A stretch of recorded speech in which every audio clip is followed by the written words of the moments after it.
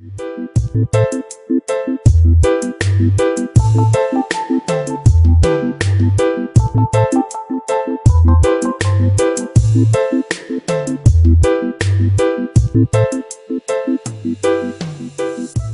name is Joshua Polachek. I am the Counselor for Public Affairs at the United States Embassy in Kingston, Jamaica. And I want to welcome everyone tonight to the fourth in a series of dialogues between democracies, a joint project between the U.S. Embassy and the Caribbean Policy Research Institute. This was a follow-on to the historic visit of President Obama to Kingston last April. And what we wanted to do is really figure out how to map out the future of our bilateral relationship. And so we worked on this project, and we've had a series of public dialogues down in Jamaica on a variety of issues. And tonight we've realized that without the diaspora, you couldn't really have a complete dialogue. Without the people that bridge the two worlds, it would not be a fulsome project. And so tonight we have an extremely distinguished panel, and I want to thank all of our panelists.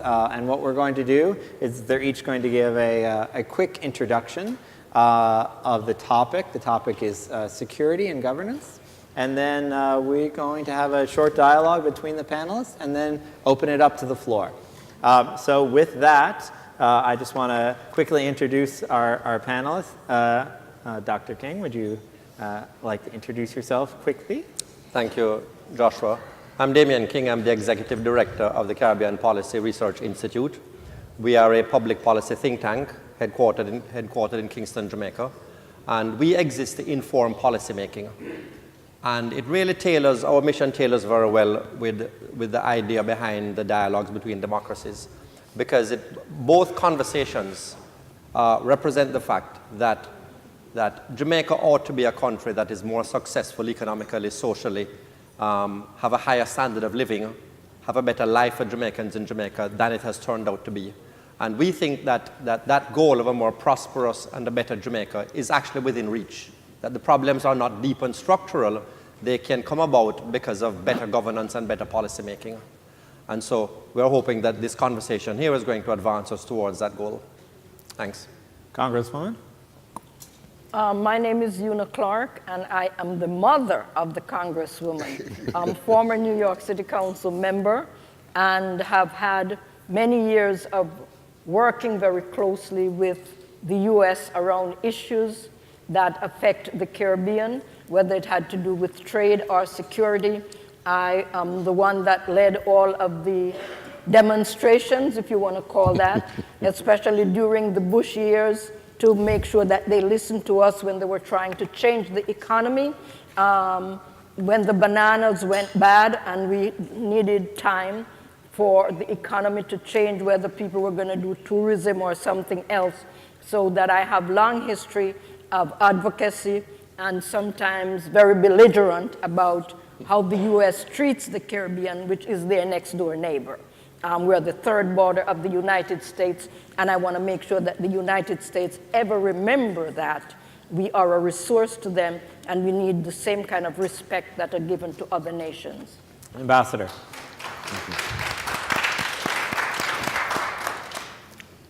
Good evening. You know, it's always a danger to speak after Dr. Clark. Because then you've heard everything that you really need to hear. Be that as it may, I have a duty to perform. I'm a former ambassador of Jamaica to the United Nations, serving 2 years on the UN Security Council. I then worked as an advisor to the Security Council Counterterrorism Committee for about 3 years, and I've been in consulting, both in the field that I've worked in as well as in law. And basically, I believe that's the reason why I was asked to participate. And Mr. Jarrett. Tell us who you are. I'm Earl Jarrett. I'm the General Manager, Chief Executive Officer of the Jamaica National Building Society, and also a Director and Deputy Chairman of Capri.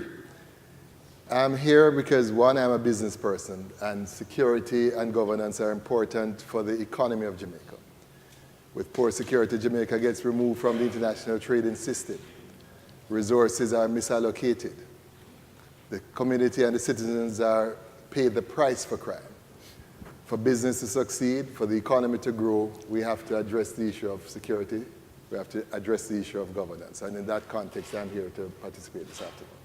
And with that, we'll start with the panelists' short introductions to the topic. We'll start with Dr. King. Well, you know, if you reflect on Jamaica's post-independence economic history, a disturbing statistic arises, which is that over the last half a century, Jamaica is one of the poorest performing economies in the world. It doesn't make the news for that because economies perform poorly over shorter periods of time. But if you look at the entire half century, Jamaica has been essentially stagnant over 50 years. The paradox is that as far as the factors that are responsible for economies doing well are concerned, Jamaica is advantaged. Jamaica is an economy that if you looked at the world in 1962, you would have picked Jamaica as one of the economies that was going to do well. And that has not happened. And so we have a paradox that a country that seems to have all of the natural advantages has underperformed in a serious way. So the problem is not an economic problem or only superficially an economic problem. It turns out the problem is a problem of governance. The problem has to do with how Jamaica has managed its resources, how Jamaica has failed to take advantage of its advantages. And that is why, even though we started looking at the Jamaican situation as a way to address an economic issue, once you scratch the surface, you realize that we need to address the issues of governance. We need to address the fundamental issues in Jamaica before we can understand why is it that what happens in Jamaica manifests itself as poor economic policy. And that is why this conversation we're having here really is the most important conversation. And every other conversation, even the security question, the health question, all of the other questions that we have about Jamaica rest upon understanding the issue of governance and how, therefore, we can govern Jamaica in a way that constrains our administrations from repeatedly making bad policy choices. Thank you. Thank you. Mr. Jarrett, so what I would ask is that we listen to the four panelists give their short introductions. We are going to have greetings from our sponsors. I apologize, I didn't want to. We are going to have greetings from our diplomatic representative from the government of Jamaica. So we'll hear Mr. Jarrett, the ambassador to Congresswoman, and then we'll hear from the government of Jamaica, and then we'll go on to the panel discussion. Thank you, Chair. The issue of security, crime, governance in Jamaica goes back a long way. If we can recall, in the 1600s, we had a little town called Port Royal, which was the home of a great man called Henry Morgan, who carried on the business of piracy within the entire Caribbean space. I believe he was a privateer. Properly licensed by the Crown. And we did have those privateers whose job it was to attack merchant ships that traveled through the region. And for many years, the Caribbean space thereafter, during the periods when the British took control of the Jamaica and the Caribbean space, there are some on the island who continued to trade with the Spanish and amass great fortunes. So we have had a region that has a long history of working within and outside of the law. Jamaica and business in Jamaica have always had a very interesting nexus or relationship between the criminal world and the business world. In fact, many persons never asked questions as to where money came from that bought their goods and services. And that continued with this so-called willful blindness for many, many years. It began to affect Jamaica badly. You'll recall the headline news where our airline was described as cocaine air. You can recall situations where ships and boats had challenges coming to Jamaica and going into other ports around the world. These began to have an effect on the country. Partners decided not to trade with us. Pressure began to bear on us. And life began to change from a security point of view in Jamaica. The truth is that over many years, Jamaica has passed significant numbers of laws to address the issue of security and crime within the country. There are no laws such as the Proceeds of Crimes Act, which requires that businesses report cash transactions. In fact, there's prohibition now against doing large cash transactions. You can no longer buy a car for over $1 million with cash. It is now a crime to do so. Jamaican dollars. Financial institutions are now required to know their customers, to report on suspicious transactions. The entire process of business is now one that requires compliance with these rules. Lawyers are now called upon to be compliant. Insurance companies, any aspect of the economy that requires individuals to handle large amounts of money, you are now obliged to report it. And I would say in recent years, Jamaica has moved away from a shadowy relationship, questionable relationship between the world of illegal activities and the world of good, clean business. And today, through these laws, the business of law enforcement and security has actually now been divested or outsourced to some extent to the private sector. So it is fair to say that coming from a time of Henry Morgan, a licensed pirate, privateer, a pirate, to today has been a long one. The days when individuals would march into a bank with a rucksack or a crocus bag of cash and you spend hours to count it, it is gone. Jamaica has now moved upwards in its law enforcement, in its security. And the result of that has been what we have seen in more recent times where the foreign direct investments in the country has been growing. Our international air traffic has expanded. We now have many more aircrafts coming to Jamaica. We have more tourists coming to Jamaica. And there's a positive outcome for the economy and the society when we act in a law-abiding way. We do still have with us a slight problem, well, not a slight problem, a big problem in some parts of the country, which is associated with something called a lotto scam. It's what is called an advance fraud fee that's charged to persons who live in this country and are scammed into sending money to Jamaica to receive a lottery win, or it could be a romantic scam. And those funds tend to get percolated in the economy.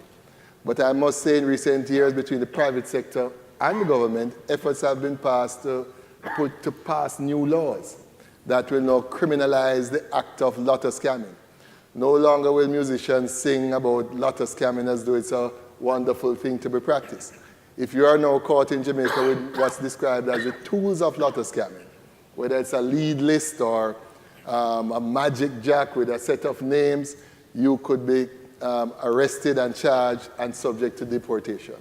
And I believe today in the tourist sector, you cannot get a job in a hotel without now going through detailed police checks, which include fingerprinting and checking to ensure. So what I would say today is that whilst we may have had a history which one could question, today there's such significant efforts across the board for all legitimate businesses to ensure that it is clean and safe and secure. And I just close on that for the time being. Ambassador. Thank you, and good evening, everyone. Good evening. Thank you. This session, which focuses on security and governance, provides us with the opportunity to highlight areas of cooperation and collaboration between the United States and Jamaica aimed primarily at securing both countries from national, regional, and global security threats. Most importantly, it gives us an opportunity to see where we are and what we need to do collectively to build a security architecture which serves the mutual interests of both countries. And this is in the context of the theme, perhaps, of this series of discussions, dialogue among democracies, between democracies. Yeah, the sign is up there.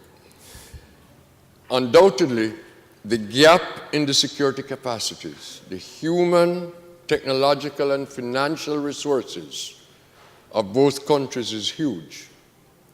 But each country needs the other in order to ensure their respective security. And I think that that's a point that needs to be emphasized. The links between the people of the United States and Jamaica span centuries. Old and new immigrants and hundreds of thousands of natural-born Americans with Jamaican heritage. There are very good reasons for both the United States and Jamaica to approach security from a position of trust and mutual interests.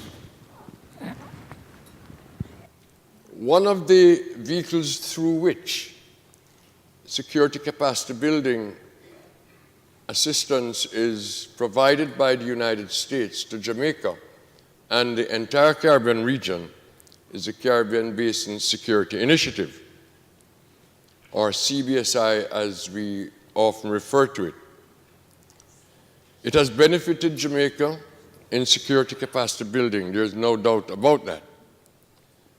The cooperation and collaboration between the two countries in the form of security-related training and technical assistance have increased the capacity of Jamaican government to secure its maritime boundaries and for the United States to interdict drug trafficking through the region, in particular in Jamaica's territorial waters. And I'm sure Mr. Polacek will attest to that.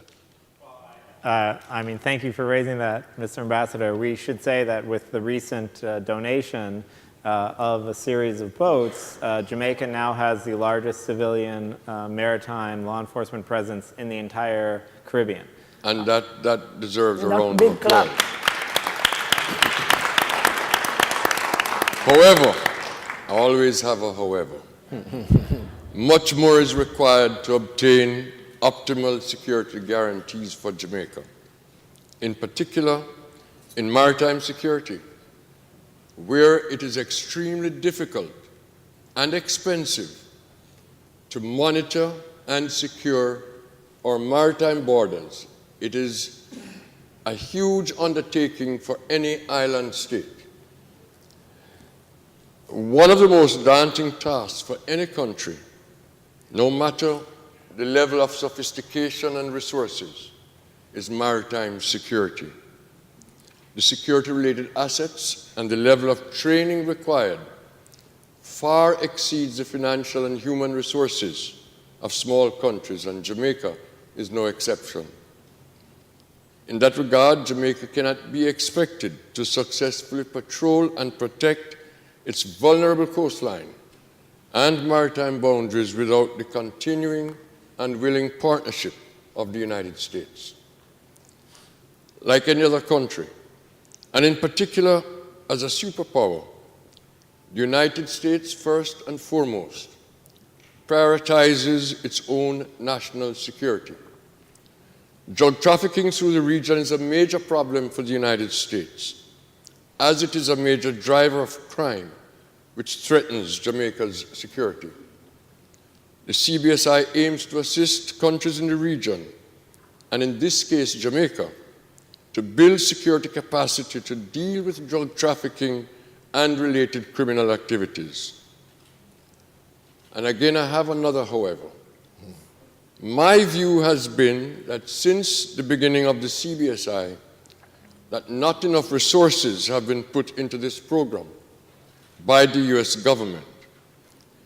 This is due in part by the lack of cooperation from the US Congress, in particular due to the effect of sequestration and the lack of adequate funding for the US Southern Command, whose responsibility includes securing the US southern border and to cooperate and collaborate with governments in the region, including Jamaica, in drug interdiction.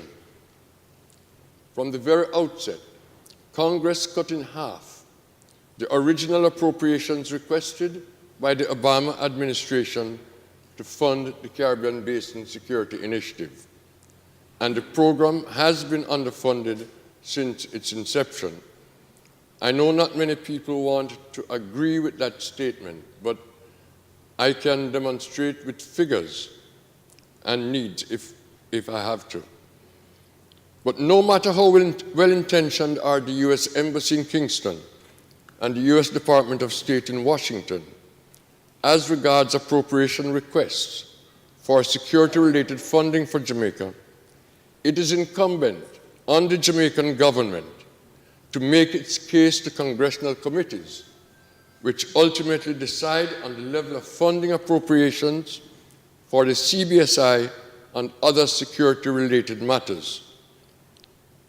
I must admit, successive Jamaican governments have failed to make the case, and the resulting funding has been at a level far less than what is needed to deal adequately with the problem.